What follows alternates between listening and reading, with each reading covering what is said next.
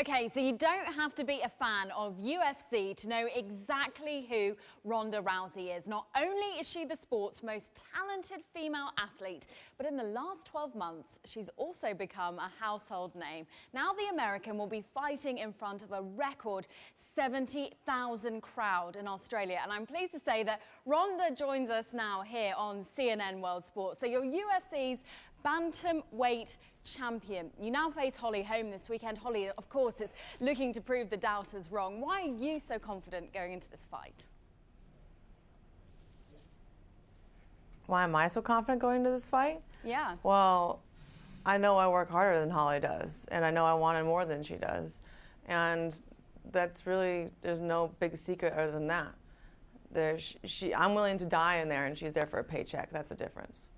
Okay, so you might be suffering from jet lag, what with the thousands of air miles you've traveled. How are you preparing for a fight like this? Run us through the routine.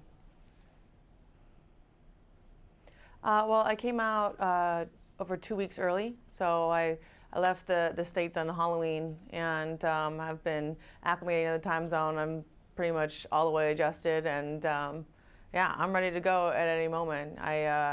We spare no expense when it comes to preparing, and so yeah, I'm ready. If she walked in here right now, I mean, I'm in Etihad Stadium right now. If I had to change out of this dress and go at it right now, I'd be ready. Okay, well, this is your third fight in less than 9 months. That is a huge feat. How do you avoid injury? You must be exhausted. Well, actually, fighting regularly helps me to avoid injury because I don't get really out of shape and then try to train and get back into shape again. And a lot of people get injured during times like that. And you know, I feel like I'm in my prime. I want to keep fighting. I want to stay active, and I want to be the most active UFC champion that we have. Yeah, you definitely are in your prime, in the ring and outside of it. You've had some meteoric rise to the top, and yet you remain so grounded, so popular with men, women. You're a household name. How do you think you've done that? You know, I have fighting and I have the gym. I mean, fighting is the one constant that I have in my life, and the gym is the one place I can go where I don't have like a first and last name, you know?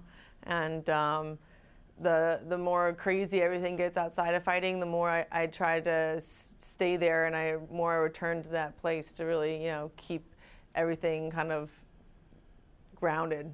Yeah, and grounded in reality, because it's easy to lose like your sense of reality after a while.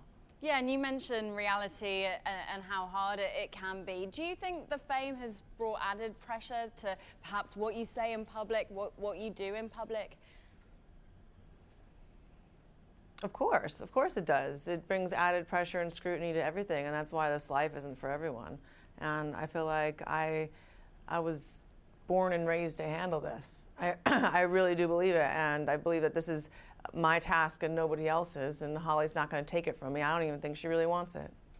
Okay, so this week, doping in sport has dominated the headlines globally.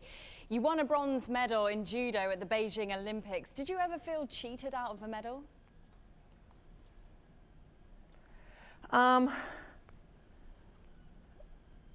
Did I ever feel? I think my first Olympics, I felt like I had to deal with some really unfair officiating. My second one, when I got the bronze, I felt like it was totally fair.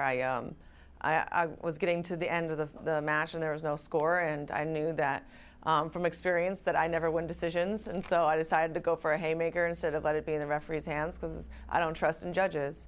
And so that was on my hands. I'd rather go out in flaming glory and try everything I possibly could than play it safe and keep my fingers crossed that the judges give it to me. Well, and going back to this whole doping issue this week, do you think nations should be punished, or do you think the individuals should be punished for doping? Do you think who or the individual should be punished? Do you think that nations as a whole should be punished, as in like banned from taking part at an Olympics or a World Cup? Or do you think individuals who do dope should be banned instead? I think that the individuals and the coaching should both be held responsible. I think that everybody involved in the individual's camp should be held responsible. And I think that the stricter punishments, the better. I mean, if people get a slap on the wrist, if they only get like a year suspension and they know they could just take a year off and come back, that's no real incentive for them to compete honestly.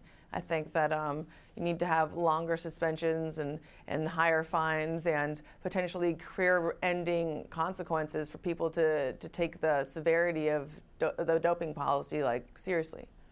Okay, so you live, eat, and sleep sports. So, but you also take a keen interest in politics too. Now, you've recently come out and backed Bernie. Why is it so important to you to show your political stance so openly? It's not really that important to me. I mean, I'm not a politician, I'm a fighter, but I mean, I'm not afraid of a question. People ask me a question and I'll answer it. And, you know, I just really like how he isn't accepting corporate contributions to his campaign. I really don't think they belong in politics, and I think that it's a way to kind of take the interests away from the people and more towards the money that they're receiving, and I don't think it's right.